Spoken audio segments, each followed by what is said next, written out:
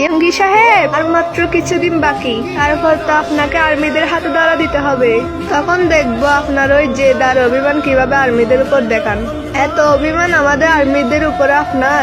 আপনিই তো আমাদের সেই আইডল যে কিনা আমাদের আর্মিদের 2 বছর দেখবেন না বলে স্টেজে কান্না করতে করতে অজ্ঞান হয়ে গেছিলেন। আপনিই তো আমাদের সেই আইডল ইয়ঙ্গি সাহেব। আমাদের আর্মিদেরকে লুকিয়ে লুকিয়ে দেখতেন আর নীরবে ভালোবাসতেন। আমরা আর্মিরা জানি আপনি আজও আমাদেরকে অনেক ভালোবাসেন, কিন্তু প্রকাশ করেন না। আপনারও অনেক খারাপ লাগে আমাদের আর্মিদেরকে ছেড়ে থাকতে। শুধু আপনার ওই জেদ আর অভিমান আমাদের সবাইকে দূরত্ব বাড়িয়ে দিয়েছেন।